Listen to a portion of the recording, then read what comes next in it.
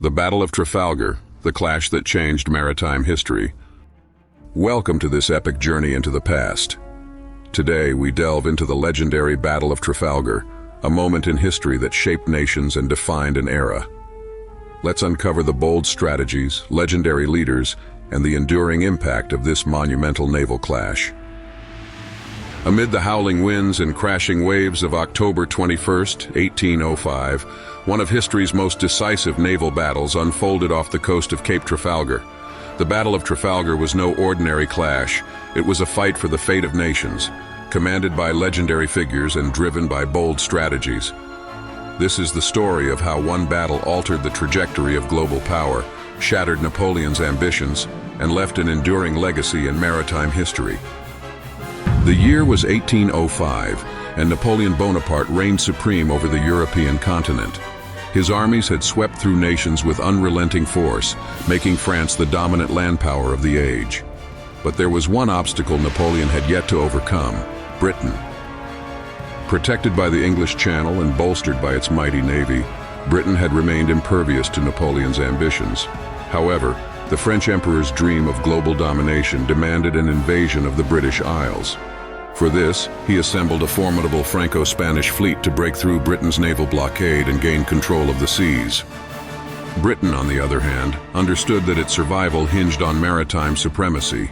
The Royal Navy was its ultimate shield against foreign invasion, and its commanders knew they were fighting not just to protect their shores, but to determine the future of the British Empire itself. Leading the charge for Britain was one of its most revered figures, Admiral Nelson. Renowned for his audacity and strategic brilliance, Nelson was a man who had earned both the fear and respect of his enemies. His battle plan wasn't merely an ordinary defense against the Franco-Spanish fleet. It was a revolutionary approach to naval warfare. On the other side, Admiral Pierre-Charles Villeneuve of France and Admiral Federico Gravina of Spain commanded a combined fleet of 33 ships, larger than Nelson's force. Yet despite their numerical advantage, they faced challenges of coordination and cohesion. Their collaboration had moments of tension, and their fleets hadn't undergone sufficient preparation after being hastily united for Napoleon's grand scheme. The stakes couldn't have been higher. As these armadas sailed to meet their destinies off Cape Trafalgar, the world watched, awaiting the outcome of this epic confrontation. Nelson's genius lay in his willingness to defy conventional wisdom. Historically, naval battles were fought in strict lines, with fleets facing each other in parallel, trading cannon fire. But Nelson sought to break the mold. His strategy, later known as the Nelson Touch, focused on audacity, decisiveness, and trust in his men. Nelson divided his fleet of 27 ships into two columns, instructing them to sail directly into the Franco-Spanish line at right angles. His goal was to split the enemy forces into isolated segments, overwhelming them with superior firepower and forcing them into disarray. It was a risky move as it exposed his ships to concentrated enemy fire while advancing, but Nelson believed this calculated aggression was the key to victory. Before the battle, Nelson famously rallied his men with a signal that has gone down in history. England expects that every man will do his duty. With these words, he inspired the loyalty and resolve of his sailors, setting the stage for one of the most audacious maneuvers the seas had ever seen. As dawn broke over Cape Trafalgar on October 21st, Nelson and his fleet advanced toward the Franco-Spanish Armada. The first hours witnessed tension thick enough to cut with a blade. The winds were light, and both sides had time to prepare for what was about to unfold. Then the silence was shattered by the thunder of cannon fire. Nelson, leading the Royal Navy's flagship, HMS Victory, positioned himself at the center of the vanguard. His column, charging head-on into the enemy line, became a lightning rod for the ferocity of the Franco-Spanish fleet. Ships collided in fiery confrontations, their wooden hulls splintering under relentless bombardment. The Victory engaged the massive Spanish flagship Santísima Trinidad, one of the most formidable warships ever built, boasting 4 decks and over 130 guns. Meanwhile, Admiral Cuthbert Collingwood led the 2nd British column aboard HMS Royal Sovereign, fighting with equal valor to disrupt the enemy's rear lines. Even amid the chaos, Nelson's plan unfolded with precision. By splitting the Franco-Spanish line, the British fleet created pockets of isolated enemy vessels. These vulnerable clusters were pounded with devastating force, their crews overwhelmed by superior British firepower and coordination. Despite the British strategic edge, the Franco-Spanish fleet did not surrender easily. Ships on both sides became engulfed in dense smoke and flames, transforming the waters of Trafalgar into a scene of utter destruction. Yet, gradually, the tide shifted. The British fleet maintained its discipline, executing Nelson's plan flawlessly and encircling key enemy ships. But this great victory came at a heavy price. Midway through the battle, as he stood on the deck of HMS Victory, monitoring the fierce conflict, Nelson became a target.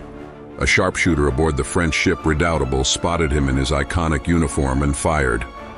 The musket ball struck Nelson in the shoulder, passing through his spine and rendering him gravely wounded. Even as he lay below deck, mortally injured, Nelson's focus remained fixed on the battle above. His officers assured him of their growing advantage, to which Nelson reportedly responded, "Now I'm satisfied. Thank God, I have done my duty." These, his final words, sealed his legacy as a hero who gave his life for his country. Within hours, the Franco-Spanish fleet was decimated. 18 of their ships had been captured or destroyed, and the British fleet emerged victorious, unmatched on the seas. The Battle of Trafalgar was not just a resounding military success, it was a strategic earthquake that shook Napoleon's ambitions to their core.